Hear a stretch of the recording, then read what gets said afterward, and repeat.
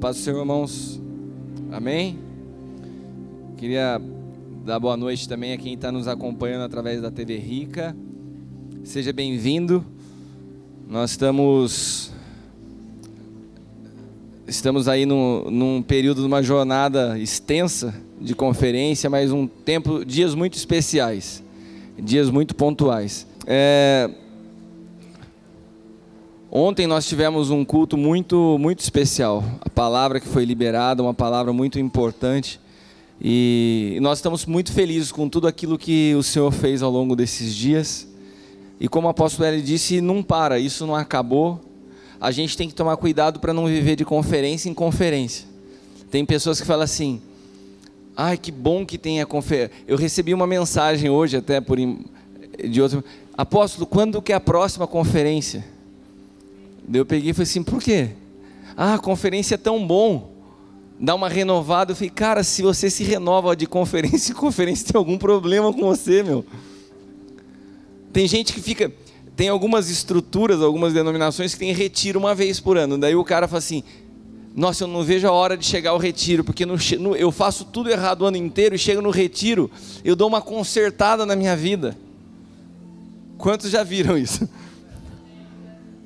Meus irmãos, a gente tem que ser completamente liberto desse sistema, dessa estrutura. Sabe, é a apostasia prática. Você sabe o que é a apostasia prática? A apostasia prática é você vem ao culto ao domingo, e você vem ao culto ao domingo, adora a Deus no domingo, e todos os outros dias da semana você toma decisões como se Deus não existisse. Isso é a apostasia prática. Você toma todas as decisões na sua vida como se Deus não existisse. Você não sabe ouvir a voz do Espírito Santo. Você não consulta Ele para nada. Mas você vem ao culto ao domingo. Quantos cristãos estão vivendo e estão conduzindo as suas vidas dessa maneira? Se eu perguntar aos que vieram na conferência o que foi ministrado, você sabe que muitos não saberiam dizer o que foi ministrado? Porque a gente às vezes se acostuma com o movimento. Nossa, estava legal, estava um montão de gente, estava uma agitação. Eu sei que foi legal, mas se você me falar o que produziu na minha vida, eu não sei. Foi um arrepio. Não é disso que eu estou falando. O que mudou na tua percepção da vida? Na tua relação com Deus? Essa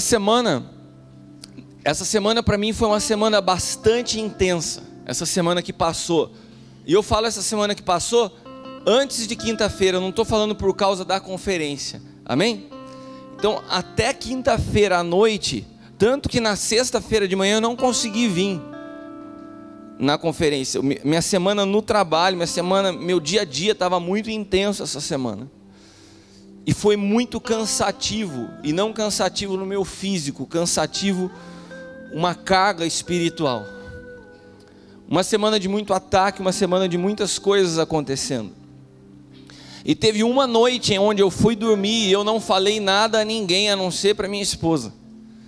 Ela percebeu que eu não estava bem. E ela falou: o que foi? Eu falei assim: eu acho que eu não estou aguentando. O peso, a pressão, o cansaço.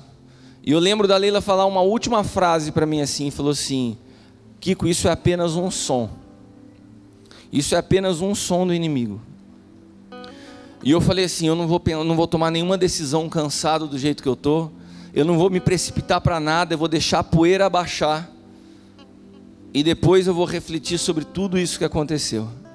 Eu não vou responder um e-mail, eu não vou mandar uma mensagem, eu não vou falar uma palavra, eu não vou dar uma resposta.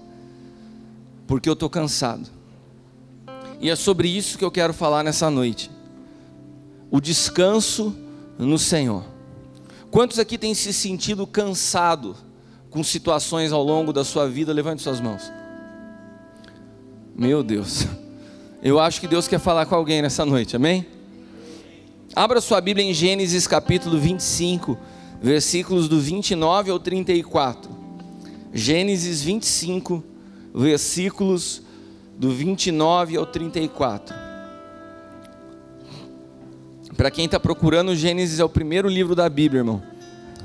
Você abre aí no capítulo 25. Gênesis 25, do 29 ao 34. Jacó cozeu um guisado, e veio Esaú do campo, estava cansado. Repita comigo, cansado. E disse Esaú a Jacó: deixa-me, peço-te comer desse guisado vermelho, porque estou cansado. Repita comigo, cansado. Por isso se chamou Edom. Então disse Jacó: vende-me hoje a tua primogenitura. E disse Esaú: eis que estou a ponto de morrer, para que me servirá a primogenitura? Então disse Jacó: jura-me hoje. E jurou-lhe, e vendeu a sua primogenitura a Jacó. E Jacó deu pão a Esaú, o guisado de lentilhas, e ele comeu, bebeu, levantou-se e saiu. Assim desprezou Esaú a sua primogenitura. Amém? Feche seus olhos. Senhor, nós te damos graças por essa noite. Nós te louvamos por esse ambiente profético instalado.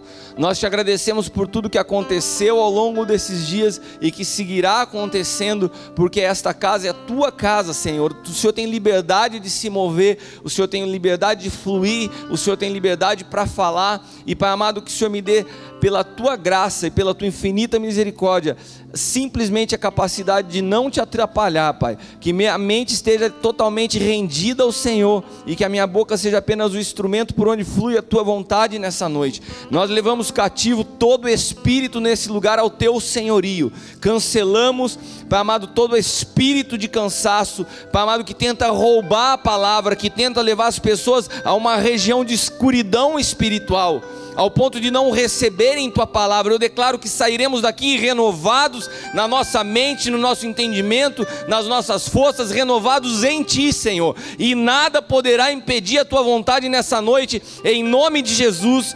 Diga amém. Amém. Eu queria que você que está tomando nota, está escrevendo com caneta ou tomando nota no seu iPad, no seu celular, escreva essa frase, que é uma frase importante, para que você se lembre sempre na sua vida. Algo que o Senhor tem me falado, algo que o Senhor me falou ao longo desses dias, que eu queria compartilhar com vocês, servir vocês daquilo que o Senhor tem transformado em experiências, não pessoais, mas que são experiências que são úteis ao corpo de Cristo. O Senhor me falava algo: quando alguém está cansado, toma decisões permanentes, debaixo de situações que são temporais. Quando alguém está cansado, toma decisões permanentes, debaixo da influência de situações temporárias. Eu vou repetir de novo.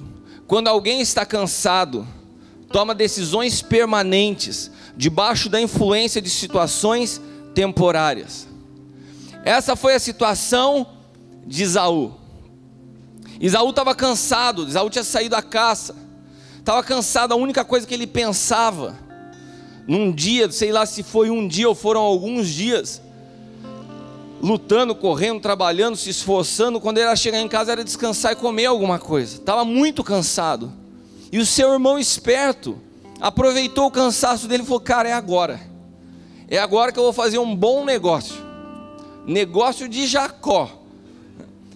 Me vende a tua primogenitura. Sabe o que era primogenitura? Primogenitura naquela época era o direito a toda herança.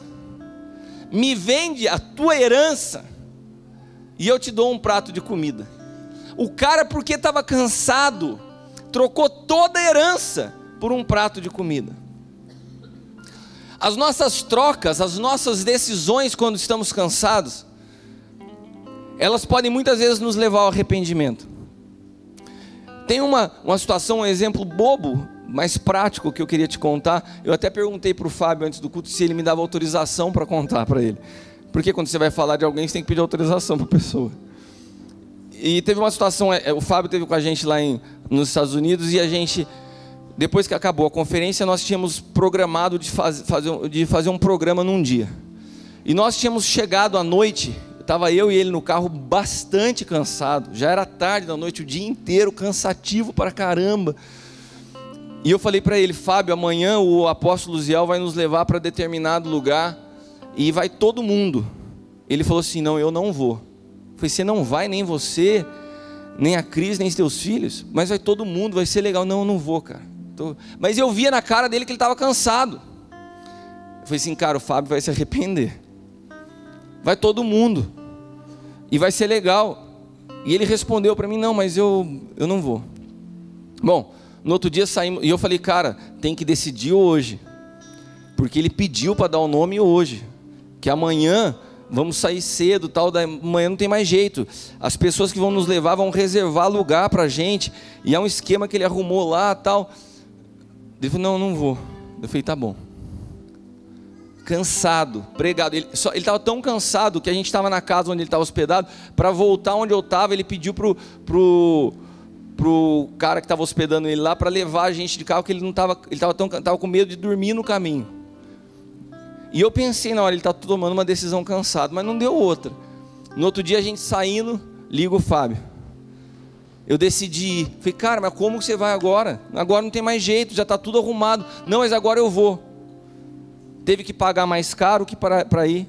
Teve que deslocar pessoas que já estavam no lugar para voltar para buscar ele para ir.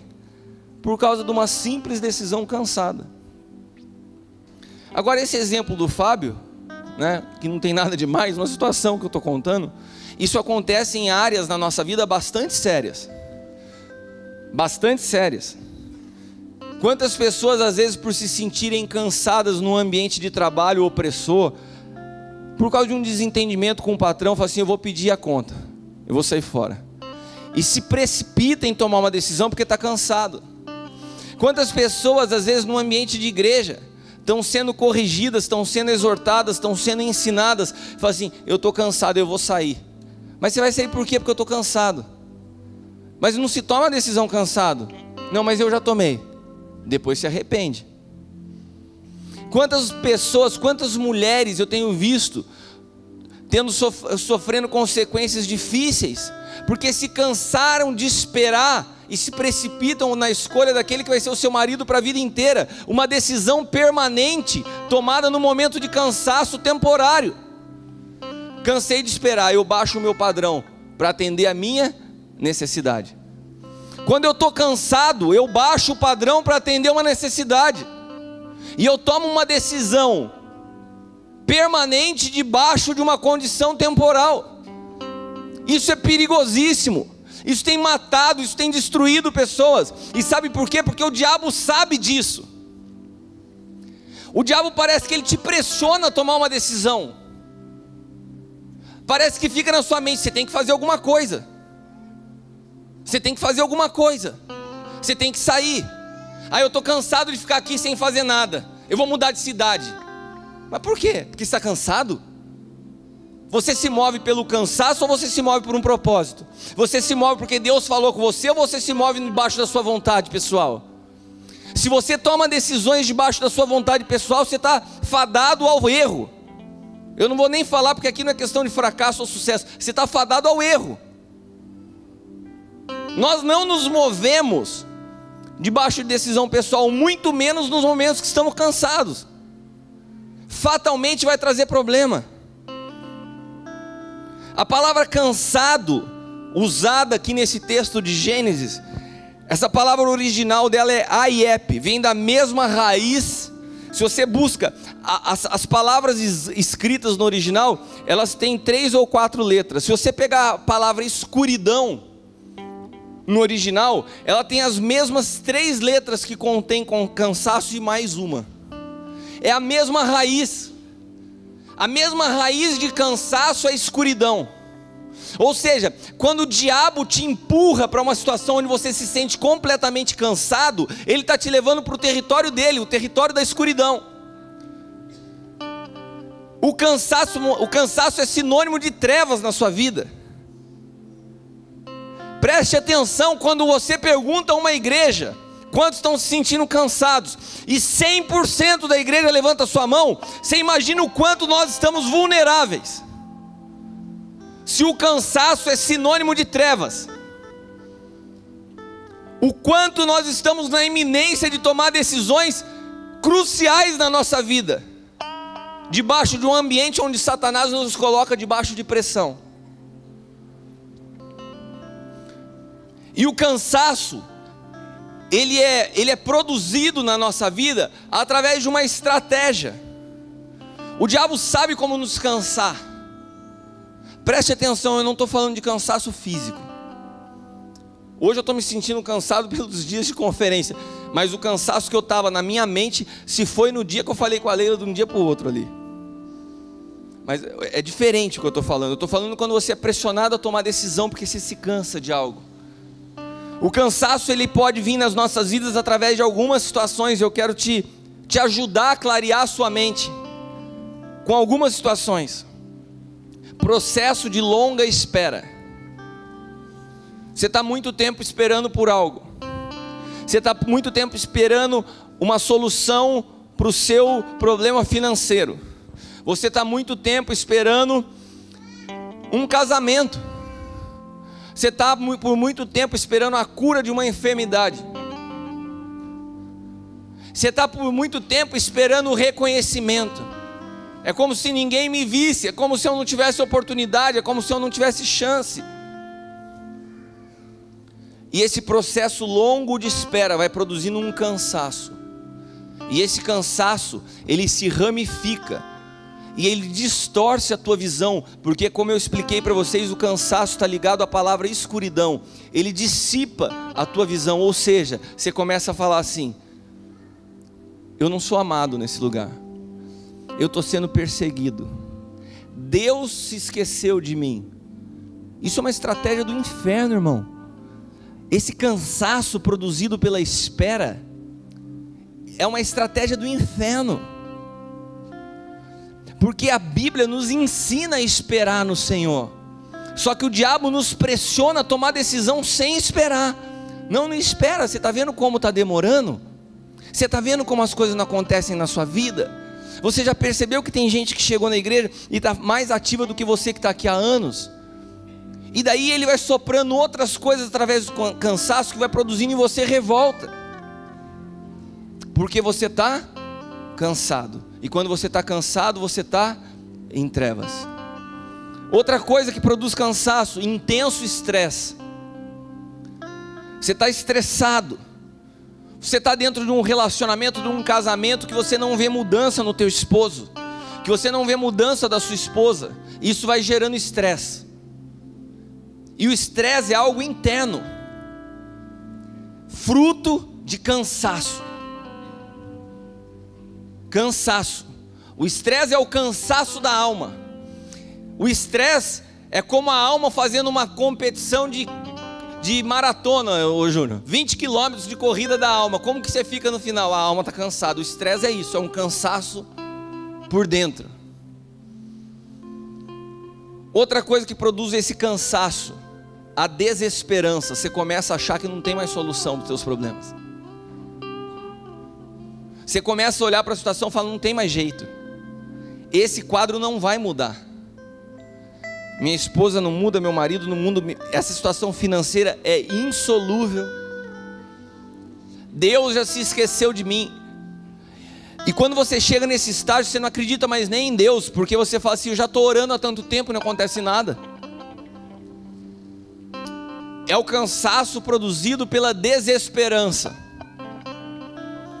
Outra coisa que produz cansaço é decepção. Eu já frequentei uma igreja, eu fui muito ferido. Daí o teu nível de tolerância diminui. E daí você chega num lugar e traz o histórico da tua ferida do passado. Para quem foi muito ferido, um arranhão é motivo suficiente para desistir. Por quê? Porque está cansado. E hoje as pessoas não suportam mais as estruturas produzidas pela religião, porque a religião machuca, a religião é opressora, e a religião produz cansaço. Só que como as pessoas não sabem diferenciar, elas acham que Deus e religião é a mesma coisa, e isso é uma estratégia do inferno. Elas se cansam com a religião, mas o diabo distorce isso dentro da mente e começa a falar assim: eu não acredito mais em nada. Você já viu gente que está assim? Eu não acredito mais em nada, eu não acredito mais em Deus, eu não quero ouvir mais esse cara, eu não quero mais ouvir igreja. É tudo a mesma coisa. Por quê? Porque está ferido. E a ferida produziu um cansaço gerado através da decepção. E a outra coisa que produz esse cansaço é a falta de entendimento. Porque a falta de entendimento produz imaturidade. E a imaturidade é como se você vivesse eternamente como uma criança. Você imaginou quantos aqui já tiveram um dia 17 anos e estavam na iminência de tirar a carteira de motorista? Quantos ficaram ansiosos por esse momento? Principalmente eu acho que os homens. Quantos ficaram assim? Você chega perto dos 18 anos, você parece que você vai ter a liberdade da tua vida. A tua história muda aos 18. Fala, vou ter carteira de motorista. Cara, quanto tempo da minha vida eu fazia planos com meus amigos, eu acho que desde os 13. Olha, quando eu chegar nos 18, eu vou ter carteira de motorista. Eu vou poder dirigir. E eu imaginava, na minha cabeça era assim, 18 anos, no dia seguinte eu estou com um carro na mão. Quando eu completei 17 anos, eu fui fazer faculdade em Campinas. E eu completei 18 anos. E sabe quando que eu fui conseguir ter um carro? Quando eu tinha 22 anos de idade. Todos os planos que eu tinha com 18 anos, com 18 anos você vai apavorar, vai passar perto das meninas de carro, vai para a faculdade de carro. Eu passei toda a faculdade indo de bondão para a faculdade. Os meus amigos chegavam de carro, cada um carro, e eu passei todos os anos, eu falava, não, agora no último ano eu vou conseguir. Consegui nada. Uma expectativa frustrada.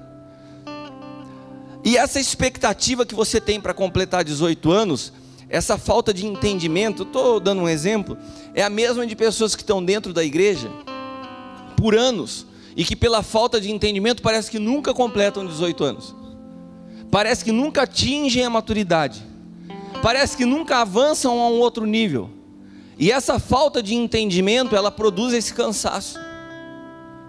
Parece que aquilo que está saindo daqui não chega em você. Parece que o que sai daqui está falando, está tocando a vida de todo mundo, menos a sua.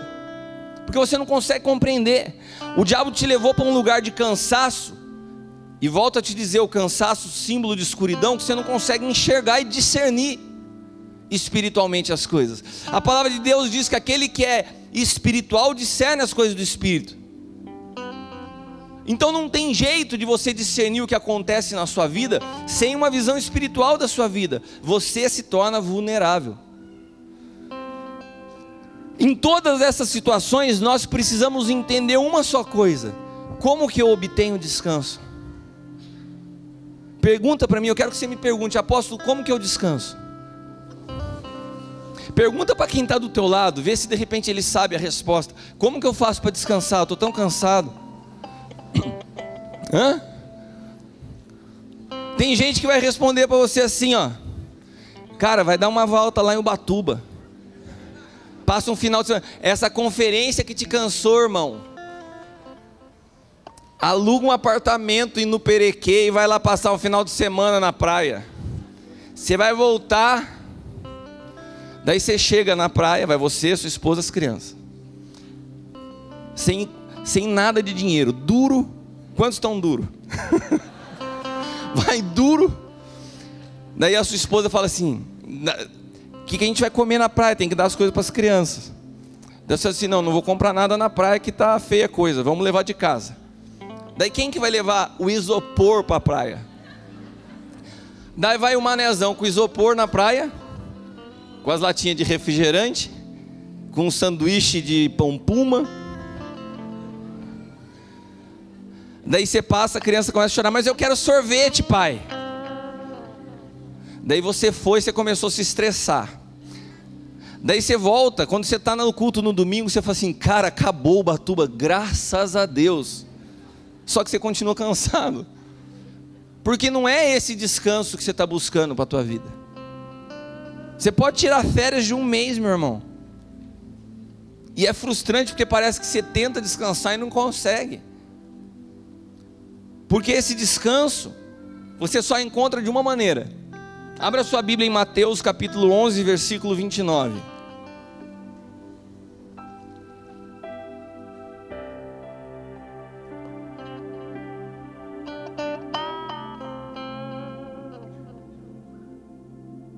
Mateus 11, 29. Segura pelos dois braços quem está do seu lado e fala assim: não dorme, por favor. Você já vai descansar.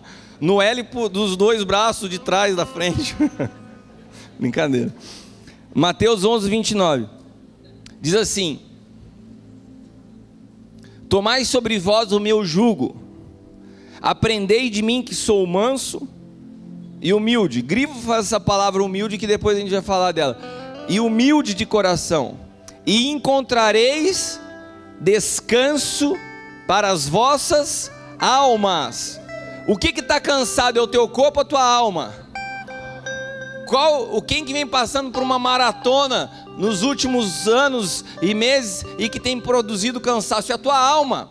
E aqui a Bíblia é clara, ela fala como que você encontra descanso para a alma, para as emoções que já estão cansadas, em Cristo. Essa palavra descanso no original é a palavra anapausis. Anapausis, ela significa, se fosse explicar ela com mais clareza, interrupção do trabalho. Então quando a gente fala de descanso, nós estamos falando de interrupção de um trabalho. Só que como a gente está falando que o cansaço reside na nossa alma e não no nosso físico, como que você faz a sua alma descansar?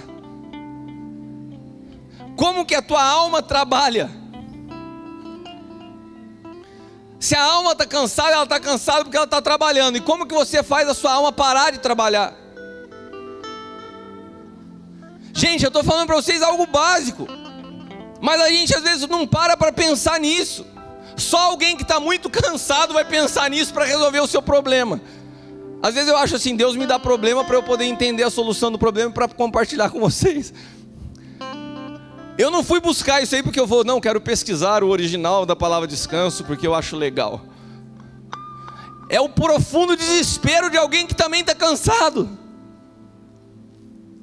Você está entendendo? Eu não estou falando de cima para baixo, eu estou falando da mesma realidade que eu vivo.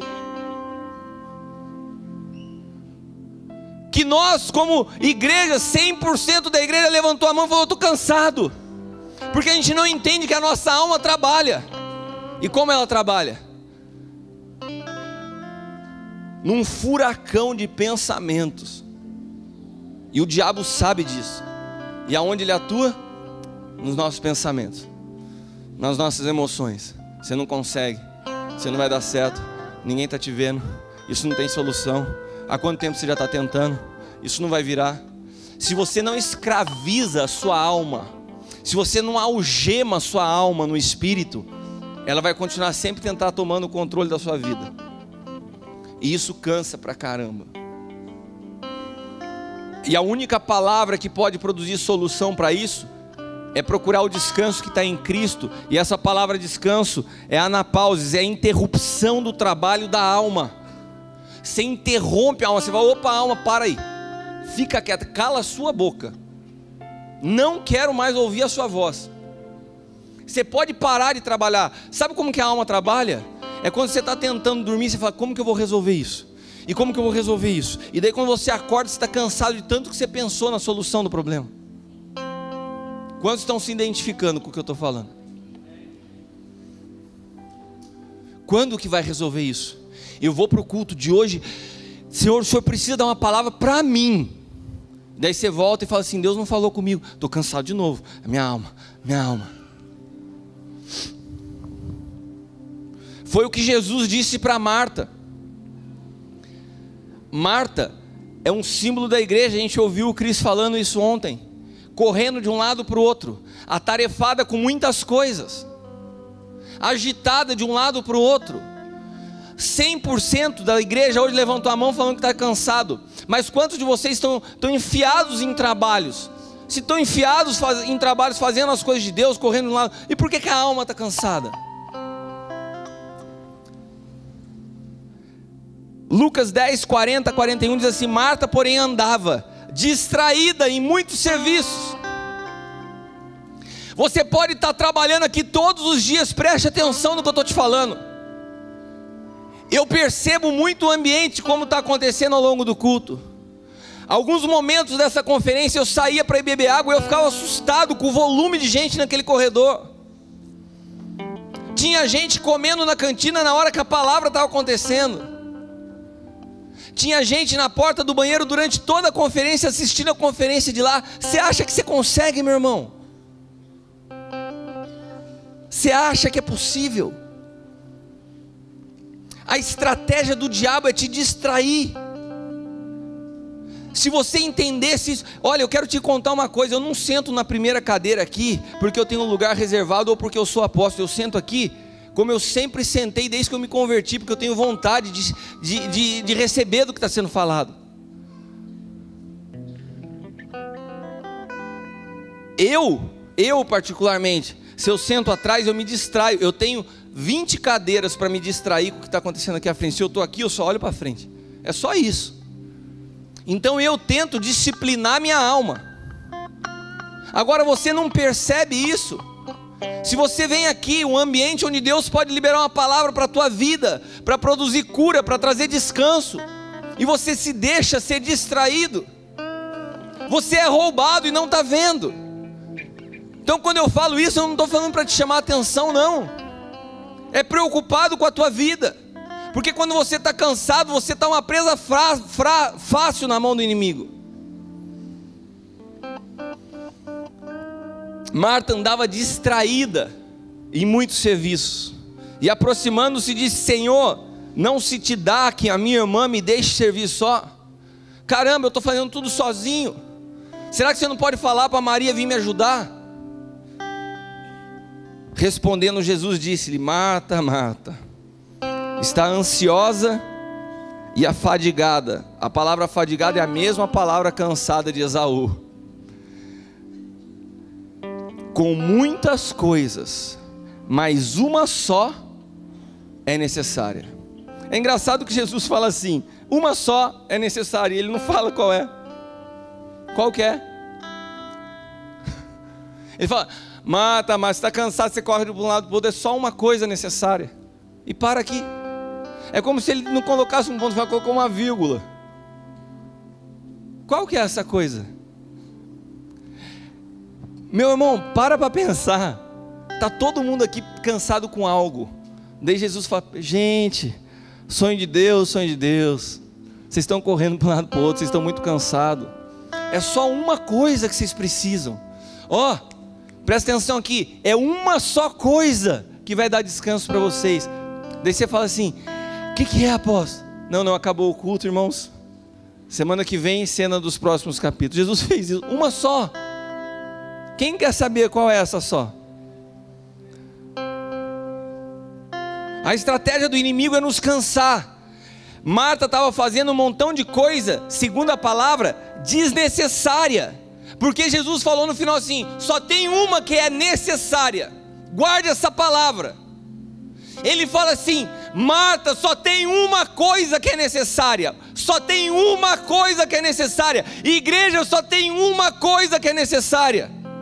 Ou seja, se vocês estão cansados, vocês estão ocupados com muitas coisas desnecessárias, que não são vitais para a vida de vocês. Por que nós nos cansamos? Porque nós estamos envolvidos por um sistema desse mundo, governado pelas trevas e pelo cansaço, que nos distancia de Deus. E estamos envolvidos com um montão de coisa que não é necessária. E o Senhor nos fala: é uma só coisa. Olha para quem está do teu lado e fala assim: uma só.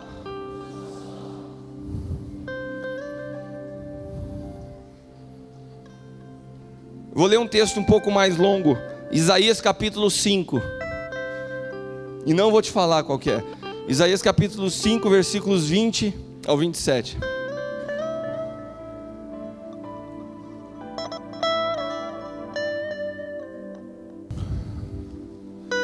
Ai dos que ao mal chamam bem, e ao bem mal, que fazem das trevas luz, e da luz trevas, fazem do amargo doce e do doce amargo. Ai dos que são sábios aos seus próprios olhos, prudentes diante de si mesmo, que são poderosos para beber vinho, e homens de poder para misturar bebida forte. dos que se justificam ao ímpio por suborno, e aos justos negam justiça. Por isso, como a língua de fogo consome a palha, e o restolho se desfaz pela chama, assim será a sua raiz como podridão, a sua flor se esvaicerá como pó, porque rejeitaram a lei do Senhor dos Exércitos, desprezaram a palavra do Santo de Israel. Por isso se acendeu a ira do Senhor contra o seu povo, e estendeu a sua mão contra ele, e o feriu de modo que as montanhas tremeram. Seus cadáveres se fizeram como lixo no meio das ruas. Contudo, isso não tornou atrás a sua ira, mas a sua mão ainda está estendida, e ele arvorará o estandarte para as nações de longe, e lhes assobiará para que venham desta extremidade da terra. E eis que virão apressurada e ligeiramente. Grifa agora esse último texto. Não haverá entre eles cansado, nem quem tropece, ninguém tosquenejará, nem dormirá. Não se lhe desatará o cinto dos seus lombos, nem quebrará a correia dos seus sapatos. Isaías está falando aqui a respeito de Cristo. E Isaías fala o seguinte: Isaías dá essa resposta que Jesus deixou no ar. Por que Jesus não respondeu? Porque para Jesus estava evidente. Maria estava aos seus pés, Marta fazendo um montão de coisa. Jesus falou assim: Maria ficou com a boa parte, a única que é necessária. Então do que ele está falando? De estar aos pés do Senhor. Isaías fala o seguinte: que se levantaria um estandarte, que levantaria-se uma raiz, que se levantaria um dia o Cristo, e nele não haveria mais cansado, nele não haverá mais quem tropece, quem durma. Agora, quando uma estrutura, quando os afazeres, quando as necessidades pessoais substituem essa vida com Cristo, elas produzem a sua própria sabedoria. A gente começa a construir as nossas próprias verdades. Por isso que a Bíblia fala assim: são sábios aos seus próprios olhos, porque perdem a capacidade de enxergar através de Cristo. Então são sábios através dos seus próprios olhos. Não, eu sei o que eu estou fazendo. Quando já viram pessoas assim: eu sei o que eu estou fazendo? Não sabem, mas acham que sabem. Você sabe o que é isso? Isso é um isolamento. É um isolamento interno. Esse isolamento interno é quase que uma rebeldia velada. Você está ouvindo tudo que está acontecendo, você não concorda internamente, porque você tem uma visão pessoal das coisas. Quando nós temos a mente de Cristo, tudo que sai do Espírito se compreende no Espírito, não tem barreira. Agora, quando eu estou cansado e essa luz se torna trevas, o diabo conseguiu colocar uma parede daqui para cá. Tudo chega distorcido, tudo chega incompreendido, e daí você começa a ter a sua própria ilha do saber. Eu tenho a minha visão, eu acho que é assim. É um isolamento. E sabe qual a base do isolamento? Preste atenção, meu irmão. Essa palavra hoje é muito chave, não é porque eu estou falando, porque foi a chave que Deus desatou coisas na minha vida. Entenda isso. Quando o diabo conseguiu te isolar, a raiz disso, a raiz do isolamento se chama soberba. Soberba. Salmo 101:5 diz: aquele que murmura do seu próximo às escondidas, eu o destruirei. Aquele que tem olhar altivo e coração soberbo, eu não suportarei. Cara, se tem uma coisa que Deus não suporta, é a pessoa soberba, é a pessoa de olhar altivo, é a pessoa que pensa dentro dela: não tem nada a ver com o que ele está falando, eu não concordo, eu não acho. E murmura contra o seu próximo às escondidas. Quem é o seu próximo? Olha para quem está do teu lado. Olha para mim aqui, eu sou teu próximo. Sabe quando você encosta no irmão e fala assim: cara, esse cara aí, esse apóstolo Cristiano, sabe o que você está fazendo? Você está murmurando a escondida. Fala para mim, cara. Fala para mim. Aquele murmura do seu próprio escondida. Eu, Senhor, não porque eu sou ungido do Senhor, você é ungido do Senhor.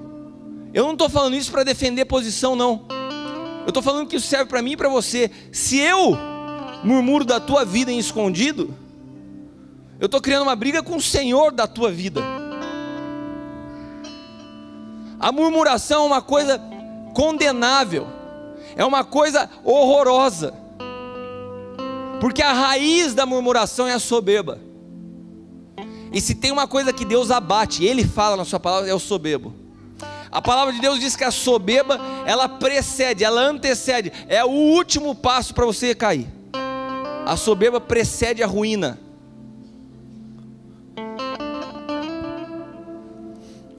A Bíblia fala que o sábio, ele prefere a correção do que o elogio, mas o soberbo prefere o elogio que a correção. Um coração humilde, quando você chega e fala assim: cara, eu preciso te ensinar uma coisa. Pô, cara, fala aí, preciso aprender.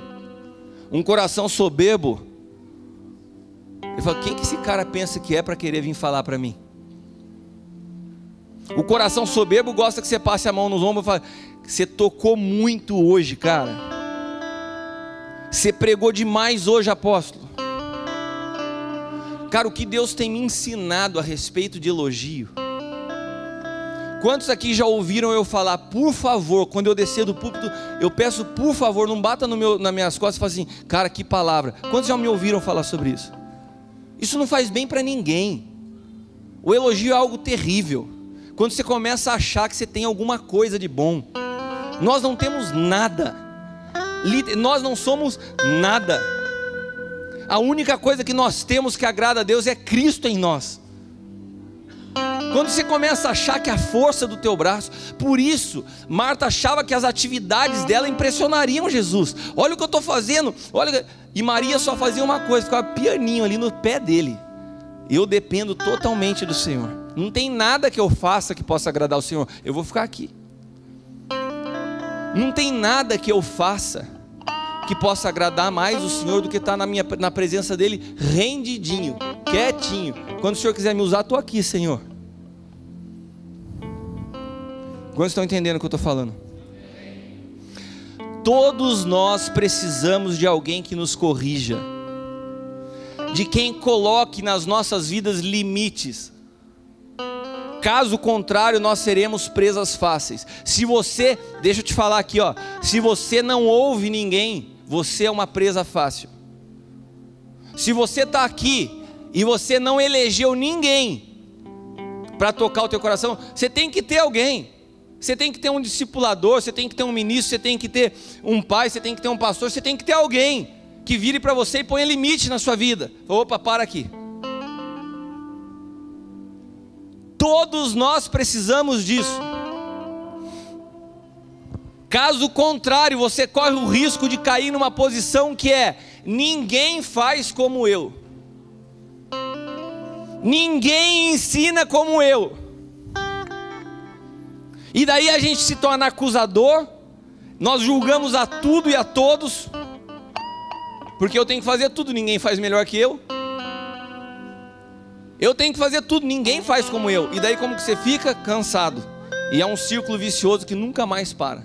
Porque você faz porque você é melhor que os outros. E porque você é melhor que os outros, você faz. E quando você faz demais, você se cansa. E quando você se cansa, você está na mão do diabo. A humildade que o Senhor procura em nós, por favor, eu quero repetir isso nessa noite, porque é muito pontual o que eu estou falando. A humildade que o Senhor procura em nós é de dentro para fora. Por que eu estou falando isso? Porque tem muita gente com aparência de humildade, mas um coração altivo. Você pode ensinar sobre humildade, você que está aqui, você que está me assistindo em casa. Você pode querer passar uma aparência de humildade. Você pode ter muito bem fundamentado no teu entendimento conceitos a respeito do que é ser humilde. Você pode saber decor versículos de humildade. Você pode ter tom de voz de humilde. Você já viu o tom de voz de humilde? Oi, irmão. Você tem cara de humilde, você tem vozinha de humilde, mas você é orgulhoso. O humilde não é a vozinha quietinha. O humilde não é a carinha dobradinha. O humilde não é a roupinha surradinha. Não, meu irmão, a gente está falando de uma atitude do seu coraçãozinho. Orgulhoso e soberbo, com carinha de humilde. Ah, eu sou tão pobrezinho. Você pode ser miserável e orgulhoso. Não é a sua condição financeira que te torna humilde. E tem gente tão arrogante que tem preconceito com quem tem dinheiro. Ter dinheiro não é problema, meu irmão. O teu coração é o problema. A humildade é uma característica de dentro para fora. Pensar que é humilde e não ser, já é um sinônimo de soberba. Um coração que não sabe se sujeitar. E eu quero te dizer algo: a humildade não é fruto de uma decisão. Eu entendi a palavra do apóstolo, a partir de hoje eu sou uma pessoa humilde. Não é uma decisão. Vou me vestir de uma maneira mais simples. Vou comprar um carro mais simples. Vou frequentar lugares mais simples. Cara, não é nada disso. Você não entendeu o que é humildade. A humildade não é fruto de uma decisão, é consequência da restauração da sua identidade. Você sabe qual que é o problema da soberba? É uma identidade distorcida. Você não sabe quem você é em Deus. Quando você descobre quem é Deus, quando você descobre quem é Cristo e o teu papel em Cristo, você nunca mais se sente maior que ninguém. Ainda que o seu tom de voz seja imponente, ainda que você se vista bem, ainda que você tenha um carro zero, o teu coração, você sabe quem você é. Você sabe que você não é melhor que ninguém. Você sabe que você não é maior que ninguém.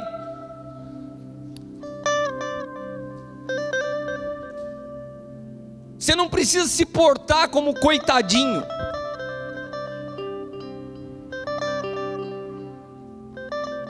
Deus me falou algo muito forte nessa tarde. A humildade é a raiz da ressurreição. A humildade é a raiz da ressurreição. Me explica na Bíblia.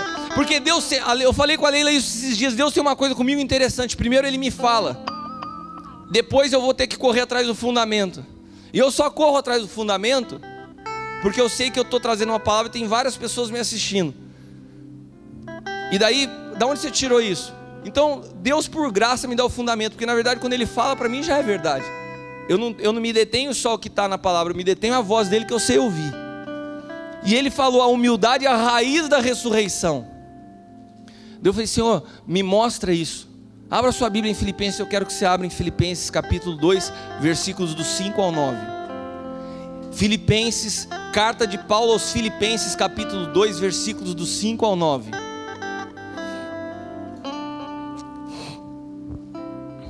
De sorte que haja em vós o mesmo sentimento que houve também em Cristo Jesus, que sendo em forma de Deus, ou seja, Ele sabia quem Ele era, sendo em forma de Deus, não teve por usurpação ser igual a Deus. Qual foi o grande problema de Lúcifer? Qual que foi a raiz da queda? Preste atenção, meu. Jesus, Ele não quis ser igual a Deus, ainda que Ele fosse Deus. Se esvaziou a si mesmo, tomando uma forma de servo, fazendo-se semelhante ao homem, e achando-se na forma de homem, humilhou-se a si mesmo, sendo obediente até a morte, morte de cruz. Por isso também Deus o exaltou soberanamente, Ele deu um nome que é sobre todo nome. Ou seja, porque Ele se humilhou, a raiz, Ele ressuscitou e foi exaltado. A humildade é a raiz da ressurreição. A humildade é a raiz, porque Ele se humilhou, Deus o exaltou. Porque Ele humilhou, Deus o levantou. A Bíblia fala, humilhai-vos perante a poderosa mão de Deus, porque Ele vos exaltará. A humildade é a raiz da ressurreição. Não tem nenhuma árvore que possa crescer fora da raiz da semente que foi plantada. Se a semente que governa a tua vida é a semente de Cristo, o fruto que você tem que estar conectado a essa raiz, e essa raiz é a humildade. Se o teu fruto é soberbo, o teu problema não é o fruto, é a raiz onde você está ligado à natureza adâmica, que foi contaminada pelo príncipe das trevas, o rei do orgulho.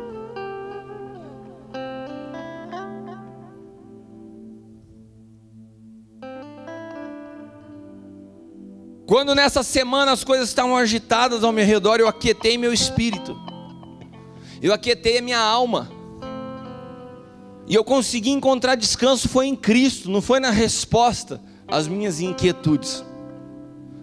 E eu consegui terminar essa semana enxergando com muito mais clareza situações que estavam escuras devido ao cansaço.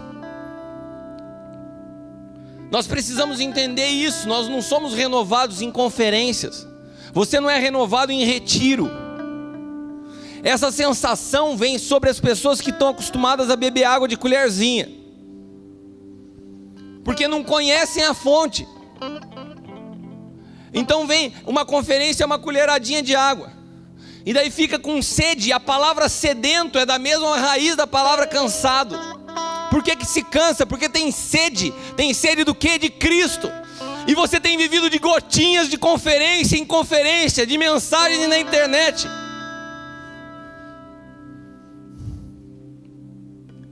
É triste ver que as pessoas se tornam admiradoras de pessoas, não do que as pessoas portam. Eu já falei isso aqui. Eu amo Luiz Hermínio, é um amigo, é uma referência, é um homem humilde. Mas eu já fui em alguns lugares que pregadores que o admiram tanto que começam a fazer até os trejeitos dele no púlpito.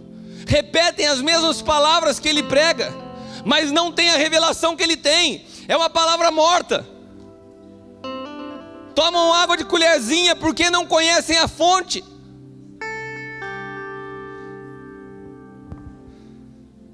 Esses dias a gente ministrou essa música nessa noite, porque eu estava falando com a Cá. Deus falou claramente que tinha um rio fluindo aqui. Deus falou isso para mim. Deus mostrou isso ao apóstolo Santo que está aqui. Havia um rio fluindo aqui de uma forma diferente esses dias. Deus começou a produzir algo novo nesses dias. A adoração parece que foi restaurada nesses dias. Sabe por quê? Porque houve a humildade de abrir o coração. Quando a gente se abre, a gente é tratado e Deus nos cura.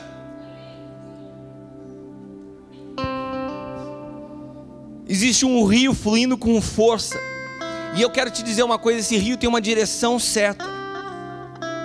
Ele tem uma direção certa, você só precisa entrar. Não tem nada que inventar.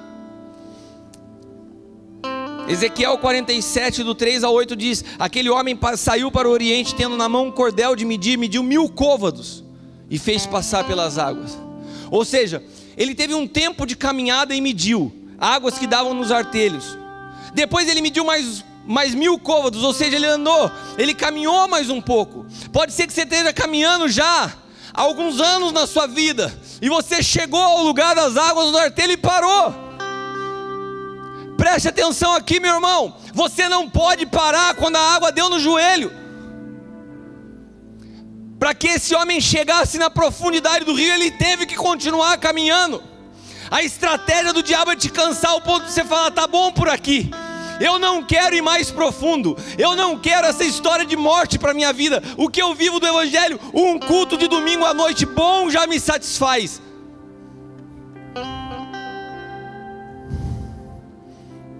Ele mediu 1000 côvados e me fez passar pelas águas, águas que davam pelos joelhos. Mediu mais 1000, me fez passar, e as águas davam pelos lombos. Chegou aqui, ai que alívio, eu já tenho uma experiência com Deus, eu já sei o que está acontecendo. Não, você não pode parar. Ele teve que caminhar mais 1000 côvados de novo. O mesmo tanto que ele andou para a água daqui, foi o tanto que ele teve que andar para a água daqui. E o mesmo tanto que ele andou para a água daqui, ele teve que andar para a água daqui. Nós não podemos parar. Olha para quem está ao teu lado, você não pode desistir agora. Você não pode parar, você não pode se render ao cansaço. Você não pode chegar onde você chegou e falar assim: eu não aguento mais. Você não pode, porque o lugar que você está, essa água de colherzinha não vai conseguir ser suficiente para produzir alívio ao teu cansaço. Tem gente que chegou até aqui e fala: mas tá bom onde eu estou. Sabe o que eu vou fazer daqui? Preste atenção. Enquanto dá pé, você volta. Tem gente aqui, eu sei com quem eu estou falando nessa noite. Eu vou voltar.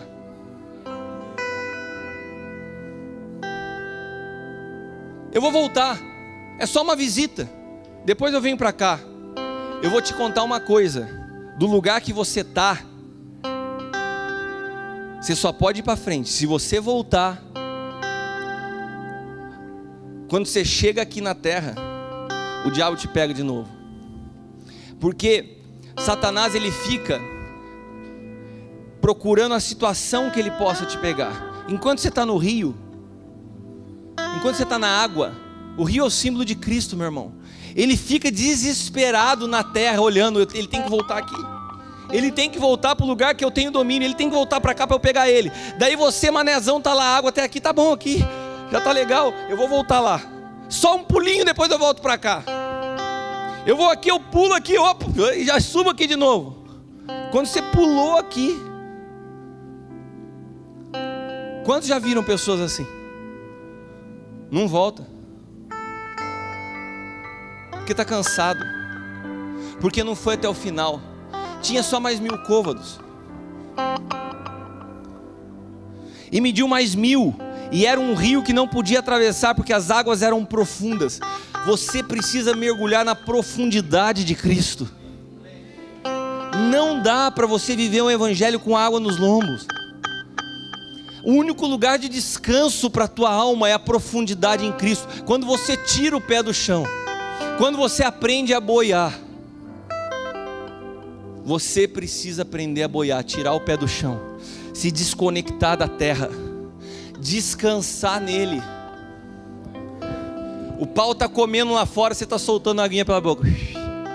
Senhor, estou com o Senhor. E lá fora, lá não sei, eu estou com o pé fora da terra. A estratégia do diabo é te conectar à terra, e a estratégia de Deus é tirar seu pé da terra. A estratégia do diabo é trazer teu pé para a terra. A estratégia de Deus é levar você para águas profundas que não dão pé. Então me levou e me fez voltar para a margem do rio. E quando eu voltei, eu vi a margem do rio, havia uma grande abundância de árvores de um lado e do outro. Então ele disse: essas águas saem para a região oriental, descem ao deserto, entram no mar e são levadas ao mar, e as águas tornam-se saudáveis. E por onde elas passam, elas produzem cura. Enquanto você está em Deus, enquanto você está mergulhado em Cristo, esse rio começa a partir daquele momento fluir da tua vida e tocar tudo que a tua vida está relacionado. Enquanto você está nele, Deus está tocando com esse rio o teu trabalho. Enquanto você está nele, Deus está tocando com esse rio a tua esposa. Enquanto você está nele, Deus está tocando nesse rio as suas necessidades. Você precisa estar nesse rio. E para entrar nesse rio tem algumas condições. Você tem que se despir. Você tem que tirar sua roupa. Você tem que estar nu. Gente que fica escondendo a intimidade da sua liderança. Gente que esconde o seu coração. Gente que não é transparente, não consegue alcançar profundidade. Para você mergulhar, você tem que se despir. Eu sou assim. Eu sou essa podridão, apóstolo. Eu preciso de ajuda, eu preciso de cura. Dá nome ao teu pecado, não confessa no genérico. Ah, eu errei, mas já me consertei. Não. A confissão vertical, ela perdoa os seus pecados, mas a cura é na horizontal, você tem que falar para alguém. Não vem com essa não, que você fala sozinho com Deus. Nós vivemos o corpo de Cristo, meu irmão. Não tem vida isolada não. Isolamento é sinal do que? A gente falou nessa noite, é soberba. Se você não quer contar, porque no fundo você tem vergonha do teu pecado. E se você tem vergonha é porque você é soberbo. Para entrar no rio você tem que se despir. Você tem que ir até onde não dá pé. Não se contente mais de ficar com água no lombo. Sabe por quê? Quando você vai até onde não dá pé, isso tem um simbolismo. Você tem que ir até onde você perde o controle. Você precisa perder o controle da tua vida. Você tem que perder o governo do teu jeito. Não, é do meu jeito. Não, eu decido se eu vou no culto ou não. Eu decido se eu vou na conferência ou não. Não, você não decide nada. Você não entregou sua vida a Jesus? Quem entregou sua vida a Jesus? Então ela não pertence mais a você. Só estou te lembrando de algo nessa noite. Se ela não pertence mais a você, ela pertence a quem? Então você vai tomar uma decisão com relação à sua vida, você pergunta para quem? Para Ele. Você tem que perder o controle.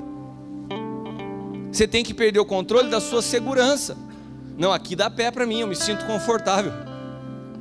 Aqui está tranquilo. Sabe o que é estar mergulhado em Cristo? É ir para um lugar extremamente desconfortável. Extremamente desconfortável. Que você se sente inseguro. Porque a nossa segurança tem que estar nele. Eu quero compartilhar com vocês algumas frases simples, mas bastante fortes, que eu quero que vocês lembrem-se de algo dessa noite. Vocês precisam chegar a um ponto de ouvir essas frases do próprio Senhor. Elas podem produzir um efeito se você ouvir eu falando daqui para cá, e elas podem ter outro efeito se você ouvir do teu espírito diretamente ao teu ouvido. Preste atenção no que eu vou te falar. Quando eu falo de morte, eu não falo com orgulho. Quando eu falo de morte, eu não falo porque eu gosto de falar disso. Quando eu falo de morte, eu não falo me colocando numa posição superior a ninguém. Quando eu falo de morte, eu falo de uma experiência que eu vivi e que eu sei que ela é necessária ao corpo de Cristo. Eu não estou fazendo uma teologia pessoal. Isso é o processo de todo cristão. E eu sei o que me sustentou e tem me sustentado nesses processos. Eu conheci nos últimos 4 anos da minha vida o cheiro da morte. Eu conheci nesses últimos 4 anos o que é uma escuridão. Eu vou falar para vocês coisas hoje que eu não falei nem para minha esposa. Mas eu falei para o Senhor, eu quero rasgar o meu coração. Tiveram dias ao longo desses 4 anos que eu me levantei de manhã com tanto medo e com tanta angústia, que eu saí do meu quarto, eu não sabia para onde eu ia. E me batia um pânico, um desespero. Eu me lembro que algumas vezes eu sentei no chão da cozinha da minha casa, porque eu não queria que ninguém, meus filhos e minha esposa, me ouvissem chorando. E eu fiquei assim, dobrava a cabeça assim. E naquele momento eu sentia um peso de trevas densas sobre a minha vida. Eu sentia cheiro de morte.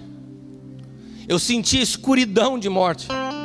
Eu sei quando Davi disse o que é andar pelo vale da sombra das mortes.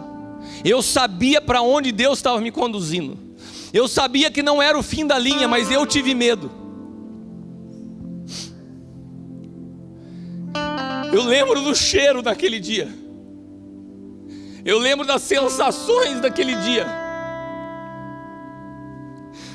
Eu falava, Senhor, é possível que isso acabe rápido. É possível que essa morte seja curta. E eu lembro dele ter me falado, não é possível. E eu falei, eu não vou compartilhar isso com a Leila, porque no momento que mais doía, eu sabia que ainda tinha muito chão pela frente. O processo da cruz não foi um tiro na cabeça. A crucificação foi o processo mais lento que existia na época de morte. E a Bíblia fala que se nós não nos assemelharmos com Ele, a semelhança da sua morte, nós não vamos poder nos experimentar da sua ressurreição. E nesse momento, com a vontade de que aquilo acabasse rápido,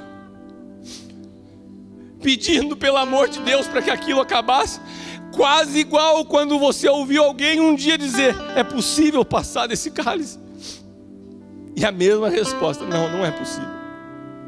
Você vai ter que beber disso. Então eu ouvi 4 frases. Ouvi: não tenha medo, meu filho. A segunda foi: fica tranquilo. A terceira foi: descansa em mim. Descansa em mim. E por último: calmo.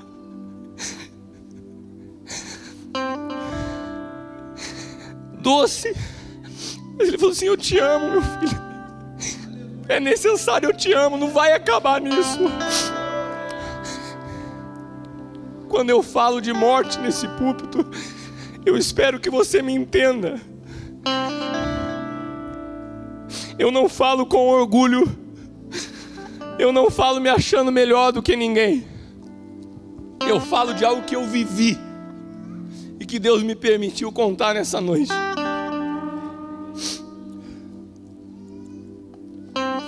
A morte, depois que eu senti esse processo, eu perdi o medo, porque a morte dissipa o medo. Depois que você morreu, o que mais pode acontecer para você? Alguém morto se preocupa com o que estão falando dele? Eu recebi muita afronta essa semana. Pode deixar triste, mas não me para mais. A morte, ela é libertadora. E a morte, ela é o último estágio para o nascimento da água do Espírito. Quando Jesus disse a Nicodemos: é necessário nascer de novo.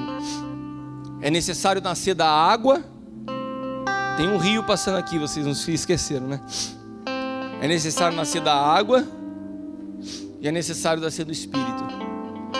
Para você nascer na água e no Espírito, o último estágio é de fato a tua morte.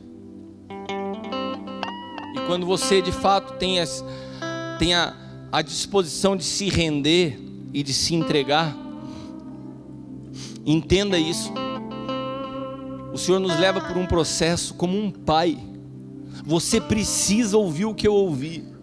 Você precisa ouvir. Você tem que ter essa experiência. Você não pode viver de pregação no domingo, meu irmão. Você não pode viver de conferência. Isso não me sustentou e não vai sustentar você. Se naquele dia, olha o passarinho profético, se naquele dia eu não tivesse ouvido dele, podia chegar todo mundo aqui e falar assim: Kiko, Jesus te ama, cara, fica tranquilo, descansa. Não ia ser a mesma coisa. Eu ouvi foi dele: descansa, fica tranquilo, eu te amo. O que quer dizer esse te amo no processo de morte? Não perca atenção não. O passarinho veio participar do culto. O que quer dizer isso? Cara, o meu filho passou, a primícia da criação, o primogênito dentre os mortos passou, você vai passar também. E qual foi o resultado dele ter se humilhado até a morte? Eu o levantei e dei a ele o nome que é sobre todo nome. Eu quero te dizer uma coisa, e eu vou falar algo profético sobre a minha vida. Deus vai me levantar.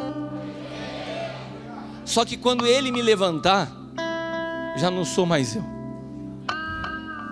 Deus não vai me levantar porque eu preciso de vingança, porque eu não preciso de vingança. Deus não vai me levantar porque eu tenho que provar algo para alguém, porque eu não preciso mais provar algo para ninguém. Hoje não é mais questão financeira, não é questão de levantar um nome, não é. Ele vai me levantar porque ele vai levantar, porque faz parte do processo. Mas o que eu descobri na morte resolve todas as questões da vida, te liberta. Você está entendendo o que eu estou te falando? Hoje o que te aprisiona, o que te cansa, é porque você está resistindo. Você está segurando. E sabe por que você está segurando? Porque no fundo existe orgulho no seu coração. A morte para a gente é uma sensação de fracasso e a gente resiste a ela. Você no fundo você é soberbo, você quer a sua vontade, você tem inveja, você tem ciúme. Tem pessoas que têm ciúme das coisas mais banais do mundo. Tem ciúmes porque eu prego no domingo, tem ciúme porque para o carro onde para o carro, tem ciúme porque pôs um nome na conferência, tem ciúme de tudo. O ciúme, todas essas coisas são raízes que estão presas ao orgulho. Você precisa ser liberto do orgulho, meu irmão. Você sabe qual foi a maior alegria para mim nessa conferência? Foi ver o Cris pregando aqui ontem. Sabe quem que... eu cheguei num nível de confiança, posso usar essa palavra do apóstolo Hélio, que ele falou assim: quem que você acha que prega esse ano? Ele falou assim: eu queria que você pregasse. Eu falei: não, apóstolo, eu não quero pregar esse ano, eu queria que o Cris pregasse no meu lugar. Ver ele como um filho, ministrando do jeito que ministrou ontem. Eu entendo quando o apóstolo Hélio falou um dia para mim, lá na Colômbia, quando perguntaram a ele: você não vai pregar? Ele falou: não, meu filho pregou, eu estou pregando. Quando ele falou aquilo lá, veio com uma força tão violenta no meu espírito, eu nunca mais me esqueci dessa frase, e ontem eu entendi ela. Eu vibrava vendo ele ministrando ontem. Já não se trata mais de mim, já não se trata mais de você, se trata de contribuir para que o rio continue fluindo.